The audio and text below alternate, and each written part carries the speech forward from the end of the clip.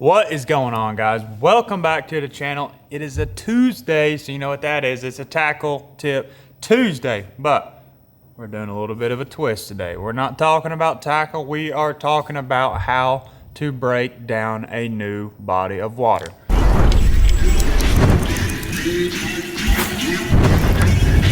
Big one.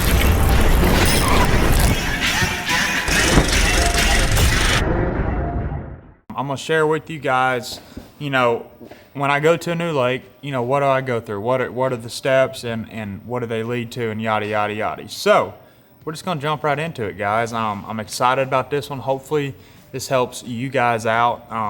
It might not, it may, I don't know. I'm just gonna tell you, English is tough. I'm just gonna tell you how I break down a lake. So, we go to a new body of water.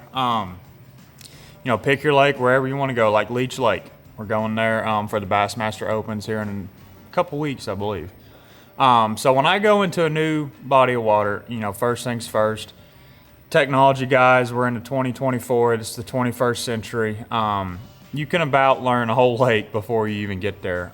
So I get on YouTube, I type in Leech Lake bass fishing. Watch a ton of videos, kind of see how everybody's fishing. Are they fishing on the bank? Or are they fishing off the bank? Yada, yada, yada. And kind of pay attention like, okay, are they fishing grass? Are they fishing rock? And, guys, it's just a tool that, it's there. It's there to utilize. It's there to learn. And there's nothing wrong with it. It's not like I'm getting on there and trying to steal spots from somebody. It's more so that, I'm just getting on there to learn kind of how they're fishing it and, what their tactics are. And then I go from there. But, you can learn so much from YouTube, guys, and it's crazy to say that, and I would have never said this 10 years ago, but it is. But going to a new lake like Leech, I'm gonna have a ton of different stuff tied on, and usually for me, I kind of, I do my research, and well, let me back up a little bit. I'll do my research on YouTube, and then I'll go to Google Earth. Google Earth is a super, super cool tool. You can go back in time. You can go back, I think, 20 years on Google Earth. Maybe a little less, like 15, but you can go back a long time. So you can see the water fluctuation. You can kind of see how much it fluctuates. And a lot of stuff I'll do on Google Earth, especially, pre-spawn, spawn time of year, maybe not necessarily, summertime fish, but it might play up there. I hadn't done it yet, but, I look for a lot of structure on Google Earth, whether it be rock piles, concrete, wood, whatever it might be, guys. And you can literally see stump rows on Google Earth. And it's crazy. Not a lot of people do that. There's not a lot of guys that I know of. It's kind of a little secret type deal, but I'm sharing it with you guys. So, but you can see stump rows. You can see, points that lead out, a long tapering point that has big rock on it, whatever it might be. And then I'll mark it, and I'll put an SD card in my computer. I'll mark it, and I might drop 250, 300 waypoints, and I'll pull the card out and throw them in my unit. And I'll kind of look at map studies, CMAP, Lake Master on my electronics, and could be like, okay, well, there's, it's a long tapering point. No wonder there's, big rock on there. So I'll mark a waypoint, long tapering point, big rock, rock pile, whatever it might be, stumps. And, I kind of just start there. And, leading up to going there, I rig a bunch of poles, guys. I'll have 30, 40 rods rigged up. And usually for me, what I rig up before I get there is 99% of the time what I end up throwing in the tournament. I really don't change it up a lot. That might sound bad, but I have in my head after I do my research how I think I'm going to catch them, what I think I'm going to catch them on, and I'll roll with it. And I usually leave it tied on throughout all of practice. And sometimes it works, sometimes it don't. Sometimes I'm the hero, sometimes I'm the zero. But like I said, have a ton of rods rigged up, and then when you get there, when I get to a new body of water, I'll look at my waypoints, kind of, guys, these lakes are so big. It's almost like, for me, I kind of pick a section. I'll pick the top half, the middle half, or the bottom half, and I'll just kind of try to break down that whole entire area. And sometimes it's good, sometimes it's bad, but like tournament bass fishing, we have 8 hours to catch fish, right? We have 8 hours in a tournament to catch them, as many as we can catch, as much weight as we can catch. So, with that being said, if I practice down the lower end, one day and then I run all the way up 80 miles to the other end and I have, fish in both places. It's like, okay, well, tournament time comes around. I'm going to go all the way to the other end. Well, maybe that's not working. So in my head, I'm like, oh my gosh, I got to go all the way up. So I'll run all the way up, burn 50 gallons of fuel a day, and you just really spread yourself out.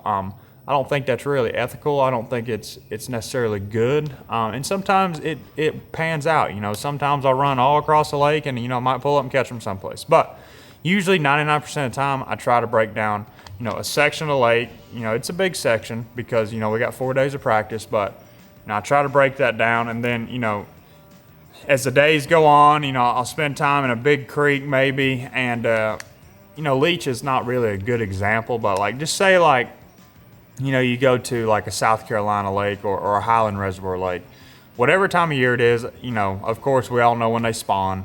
That's a no-brainer. But if it's any other time of year, I'll pick a section of lake, like I said, but then I'll start on the main. I'll start on the main river, main lake type area. And I always start on points. It's something I do. It's something, you guys might make fun of or whatever, but it's just what works for me and that's how I do it. So if I start out there on the main point, I fish around, scope around, whatever. I don't see any. I'm going to move into a secondary point. It might be a secondary point in a creek or, a point at the mouth of the creek, whatever it might be. And then, I'll fish around, scope around. Okay, caught a couple here. Okay, so it's like, all right, maybe they're at the mouth of these creeks on the points. And then I'll move into the creek, secondary type point, and then I'll go into the back of the creek on a point, and it kind of lets me judge what kind of stage the fish are in. If I catch them, like I said, I caught them at the mouth of the creek on a point. So it's like, okay, well maybe let's run around and try that. So that could be a pattern upon a pattern. You never know. So I'll run around and try that. Maybe it pans out, maybe it don't. And if it does pan out, I'll go fish 3 or 4 points at the mouth of the creek and say I catch them. Maybe they're not the right size. Well, at least in my mind, I know I can go catch some fish on some main, mouth of the creek type points or main lake, whatever it might be. Whatever I caught those fish on, that's what I'm going to roll with. At least in the back of my head, I know I can go do that. Now, moving forward, maybe you're catching 2-pounders off the points and, you fish all day long first day of practice and you catch, 12 pounds, where 12 pounds is the average bag wherever you might be. So the second day I'm going to go into, okay, how do I generate a bigger bite? How do I catch, a 3+ pounder or a 4+ pounder? And that's where the wheels start turning. You can go fish docks. I can go scope brush. I might go scan a bunch of brush and then go fish it. Guys, there's tons of different ways. And for you as anglers, you got to figure out what works best for you. What is your strong suit? If you're a guy that really enjoys dragging a Carolina rig on a point, well, you just need to go fish points because, that's your strong suit. That's what you have comfort in. But for me, it's like, I feel like I got to be all over the place. I got to have a little bit of everything. I got to have shallow fish. I got to have deep fish. I got to have brush pile fish. I got to have dock fish. I got to have a little bit of everything. But still, guys, like I said, in that same general area that I'm breaking down, not all over the lake. And you've heard it a million times, maybe the top end of the lake is warmer than the bottom end and, the fish are starting to spawn up here earlier. I mean, that happens, guys, but, we don't have a month on these lakes to break down and know where every little honey hole is. So that's why I pick a section. But, generating those bigger bites is key. And sometimes you're the hero, sometimes you're the zero type guy, for me at least. And, but getting those above average fish is probably the hardest thing in my opinion. And it sounds bad, but everybody can go catch fish, but it's, you got to have something you can roll with. You got to have something you have confidence in. Maybe it's for me when I go to Leech Lake, maybe I'm just going to go out there and scan a bunch, spend a bunch of time behind my electronics and, mark a bunch of structure. And that's another thing, guys, that I've really been doing here the last couple of years is, not necessarily fishing too much in practice. Spending a bunch of time behind my electronics. That's not a bad thing, guys. You're not forward-facing sonar them, when you're scanning, you can talk all the crap you want to talk, but, you utilize your electronics and, side scan is one of the biggest players. Side scan has been around for years and years and years, and, if you remember correctly, when side scan come out, everybody raised hell about it, and they were, complaining, and this is going to ruin the sport. Well, look at it now. Side scan is irrelevant nowadays, but a lot of people still use it. You can still locate fish with them, locate structure. So, but yeah, anyways, back to what I was saying. That's something I've been doing a lot. Is spending a lot of time behind my electronics, scanning, brush, stumps, grass lines, scan around points, might see some fish, whatever it might be. And, then, in the tournament, I'll kind of start running around and, fish a couple piles. Well, I'm not getting bit, so let's go fish stumps. Go fish a couple stumps, I might take a bite or two. And, you might fish 10 stumps and, you catch 1 4-pounder. Well, that 1 4-pounder is critical. It is crucial. So when that happens, ding, ding, ding, I'm like, okay, I need to go fish all the stumps I can possibly fish. Now, you might only get 5 bites a day, but they all might be 4-pounders. But then I have in the back of my head, what I was saying earlier with the point deal, I have in the back of my head, say I go fish 50 stumps and I catch 3, but they're all good ones. They're all 3+ pounders. In the back of my head, I know I can pull up to a point and get a bite or two and catch a keeper. So that's, guys, something that's super, super important. Now, like I said, you can be the hero guy and go fish stumps all day long. If you think that's your best chance of catching a big bag, there's nothing wrong with that. And I do that all the time, and sometimes I get burned. But you gotta have a little bit of everything. You gotta have a little bit of flavor on the bank, on the docks, out deep, whatever it might be. For me, at least, that's kind of how I break it down. And now, guys, like I said, this is me just kind of rambling on, but like when they're spawning, it's completely different. Of course, we're all going to be bed fishing. We're all going to be shallow fishing. That's completely different. But, summertime, that type of deal, like anywhere you go in the summertime, fish kind of spread out. Some are up shallow, some are out deep. So that's where I'm kind of going at with this in this conversation is, kind of having a little bit of everything. And there's, I think it's a great way to do it. You have a little bit of everything, but you're going to have a lot of rods rigged just for, any application that you might run across. So, that's kind of just how I do it. I can sit here and talk about it for hours. But, the Google Earth, the spending time watching videos, even like social media, guys, you can, and like tournament results. I did not hit on that either. If I've never been to a place and, I always want to try to get on Facebook and look up like some local events like, Leech Lake Bass Fishing Tournament.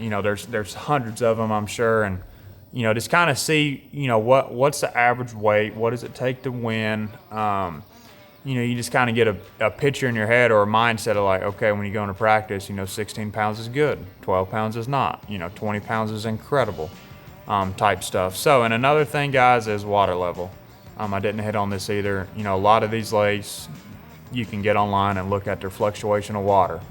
Their winter pool to summer pool might be a 4-foot drop. It might be a 1/2 foot drop. Some places it's not really that important. Some places it's really important with current, how much the water fluctuates, yada, yada, yada. So, guys, like I said, that is a little gist of it.